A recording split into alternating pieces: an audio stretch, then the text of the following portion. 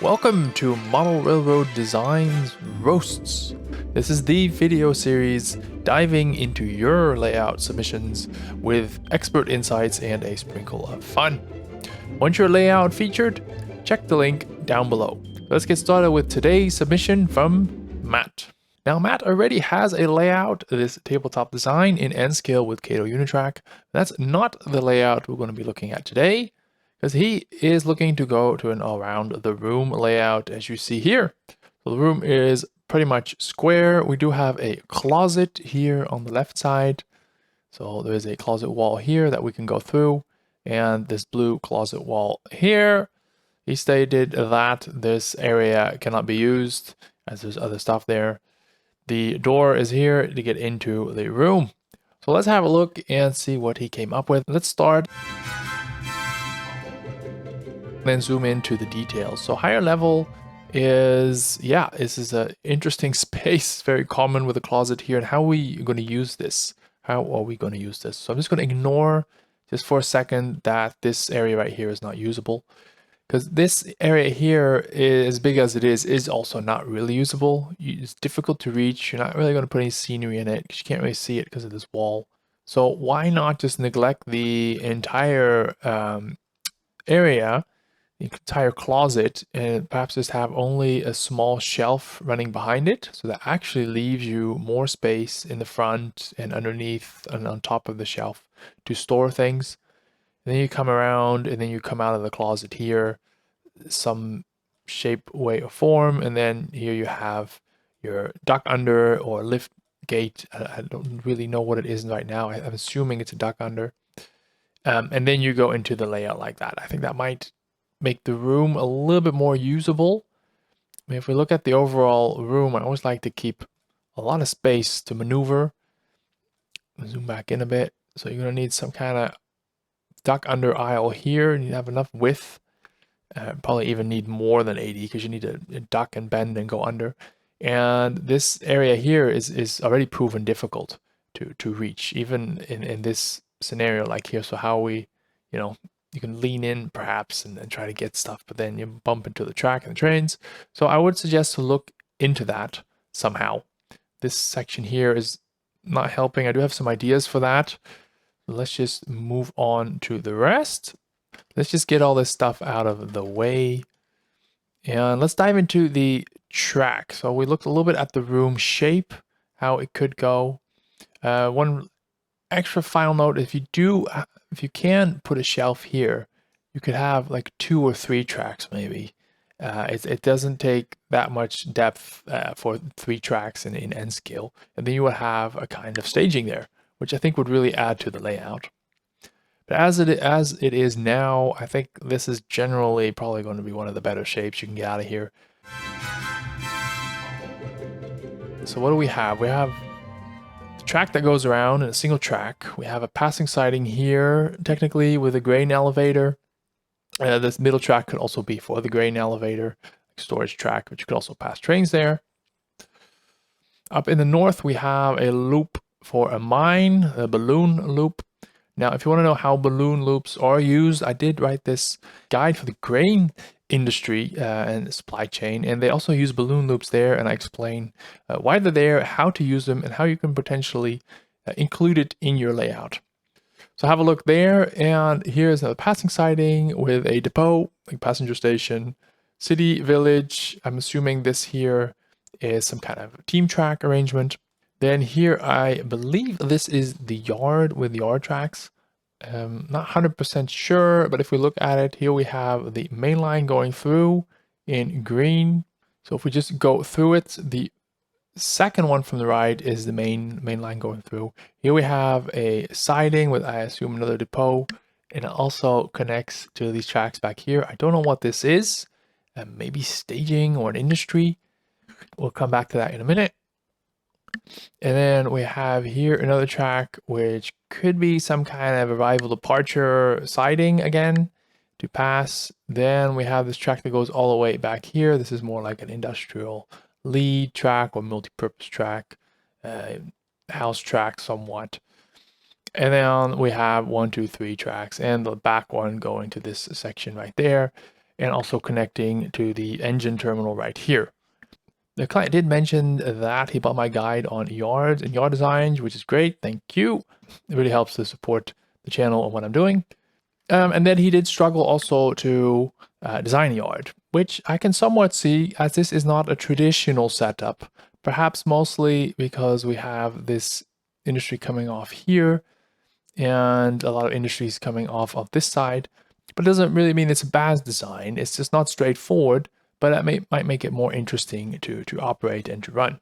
What I see here, this could definitely work. The only thing you might be missing is some kind of yard lead to get to these tracks. So that would then maybe go in this direction. It's a bit of an awkward track. That's lumber yard or something. So then the yard lead would be here. That's the only thing that I would say is missing right now. So perhaps you could make this the yard lead and put this industry somewhere else. And we'll get back to that as well in a minute. I do have some comments regarding the visuals. This area looks somewhat messy. This looks somewhat messy as well, the track behind here, and a bit inefficient. I have ideas for all of this, but I just wanted to explain where I'm coming from. And then these tracks are very inefficient, the spacing. And that is because we're using Kato Unitrack. And Kato Unitrack only has 2 turnouts. Or probably technically 3. So we have the number 6 as you see here. We have the number 4 as you see there. And then we have here the Y. Yes, there are some double crossovers and single crossovers, but those are all number 6s. The number 4 is known to have a lot of unreliability issues, mostly on the mechanical side. The train just derails. You can fix that. Some of my clients, they think it's not a big deal. Others, they avoid them entirely. And here we have a case of we avoid them entirely, because there's not one number 4 turnout that I have found on this entire layout. There is a Y here, which I actually really like. Now, what I do not like about the number 6s is because number 6 is very common in the real life, but this Unitrack has a 6 problem. And what is the problem? Is that the spacing. So if we just take this as an example, this spacing right here is absolutely humongous. Now, I haven't used that word in a long time, but I'm just going to use it. And it's so humongous that we can even put an extra track in between. And it just doesn't make for a nice sight. The Unitrack system is actually designed to do something else, which is a neat trick, but not super useful unless you're using like high-speed trains or a lot of big mainline. And that is to set it up like this. And then all of a sudden we see that the track spacing is less worse. You can't really put another track in between. So it's far more realistic, but that only works in a scenario exactly like this. Of course, you could replace this turnout with this, but we're getting into the weeds right now. The bottom line is that the number 6 is very restrictive when it comes to your layout.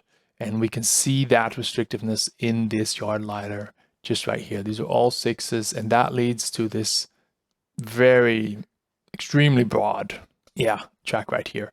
So I would suggest use the number 4s or perhaps look at another track system.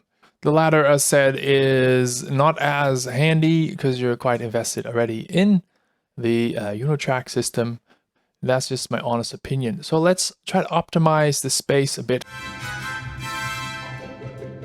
First, I want to talk about this blob right here. Let's go back. You could put this forward a little bit. And then this track can just be straight. That, I think, maybe it decreased the radius a bit because it's in the closet anyways. You don't really need this 15-inch. You're not going to see it. So you can make it a little bit tighter and then have it straight. I think that would benefit. As said, I don't think we're going to be using this entire surface area really for modeling. Or maybe you can have a tunnel entrance right here. And then zooming out, what is the longest length in the room? It is, oddly enough, this angled section right here, the wall in the back, and then the wall here on the top, to the right and the top. This bottom section is quite short relative to the rest. So let's try to put things that need a lot of length, as this industry right here, in sections that has length, like up top. And things that don't need length, like this balloon track, this mostly needs depth. And flexible areas like a town, which can be in almost any shape, let's put that somewhere else.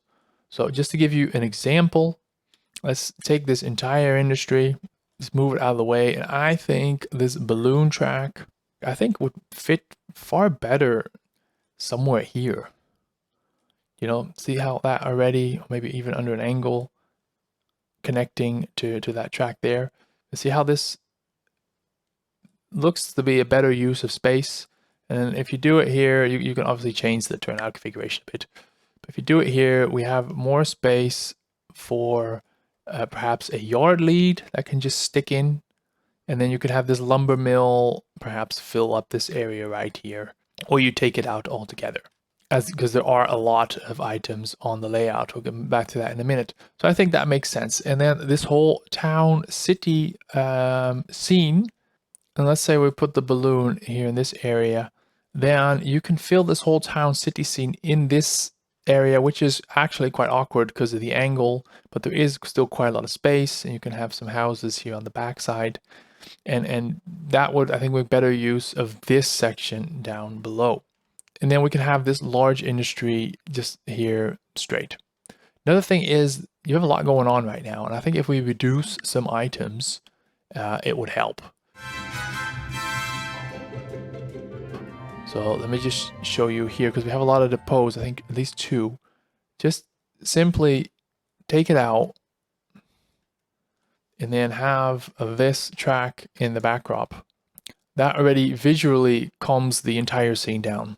But now we can focus on the balloon loop and the town in the foreground.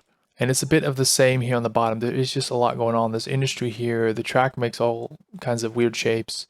We have this section right here. That's also, this is under an angle to that. Okay, but this is in a different angle. We got this going on. So there's just a lot going on. So I'll try to visually clean it up. And this track back here, I don't know what you're going for, maybe staging, but it's too far back. It's in the corner. I don't think you're going to use it. And ideally, rule of thumb, try to have 3-inch clearance from the back and the front of the layout. So try to keep that, because you'll need a few inches just to to have a little bit of scenery and to just not be all the way glued against the back wall. So put these constraints in place, and that will also help shape the layout a little bit. And lastly, we want to avoid having track parallel to the benchwork or the wall. So what can you do? Because it is Unitrack, so it is a little bit rigid. But what I would do is even a little angle, like 3%, already, see on the right, makes everything just look so much better. We work it all in there. But this 3% already makes everything just looks a lot better. And that does mean that in long stretches, like here, the backdrop, you will need some kind of setup like this.